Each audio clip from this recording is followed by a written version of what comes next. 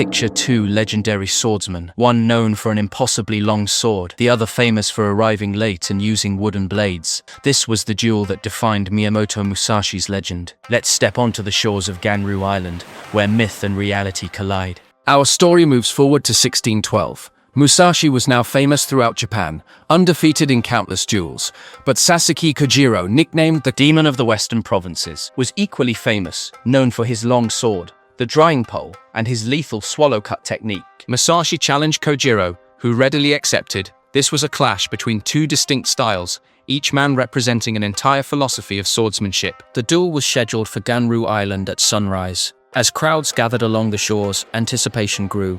Kojirō arrived early, dressed finely, with his polished blade gleaming in the dawn. Musashi, true to form, was nowhere to be seen. Hours passed, and Kojirō's frustration built. Finally, a small boat appeared on the horizon. Musashi had arrived, casually late, as always, deliberately unsettling his opponent. As Musashi stepped onto the beach, Kojirō was furious, not just because of the delay, but because Musashi wasn't even carrying a proper sword. Instead, he had carved a wooden sword from a boat oar during his trip across the water. This was another psychological tactic, a final insult designed to enrage Kojirō and cloud his judgment, but it was also strategic.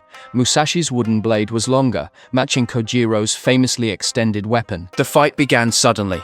Kojirō lunged first, his legendary swallow cut slicing at Musashi's head. Musashi evaded narrowly. The strike missed, cutting only his headband. In that critical moment, Musashi countered instantly, striking Kojirō's temple with devastating force. Kojirō fell, mortally wounded. The duel was over within moments. Just a single decisive exchange. The duel on Ganryū Island instantly became legend. Some accounts say Musashi immediately departed, saddened by the loss of such a skilled opponent. Others say he calmly washed his hands in the sea, then quietly sailed away without a glance back. This duel cemented Musashi's reputation forever, marking him undeniably as the greatest swordsman in Japanese history. After the famous duel on Ganryū Island, Musashi gradually stepped away from dueling. Though he continued to travel and occasionally fight, his focus shifted dramatically.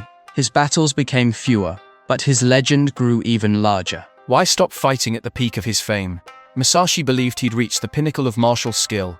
Now it was time to teach others and leave behind a legacy that went beyond his sword. During his years of dueling, Musashi had perfected a unique fighting method, Niten Ichi-ryū, meaning two heavens as one. Unlike other samurai who wielded only a single katana, Musashi used two swords simultaneously, a katana and wakizashi. This dual blade technique representing the balance between offense and defense, strength and subtlety, mind and body. He taught this philosophy at his dojo, training carefully selected disciples. Around 1643, Musashi retreated to a remote cave near Kumamoto, aware he was nearing the end of his life. Here, he began writing Gorin no Sho, the Book of Five Rings. It was a reflection of Musashi's entire philosophy on life, strategy, and combat. Divided into 5 sections, earth, water, fire, wind, and void, the book detailed everything from battle strategies to deep philosophical ideas about clarity of mind and spirit. One famous line read, "Think lightly of yourself and deeply of the world." In 1645, with his health failing, Musashi completed the Book of Five Rings.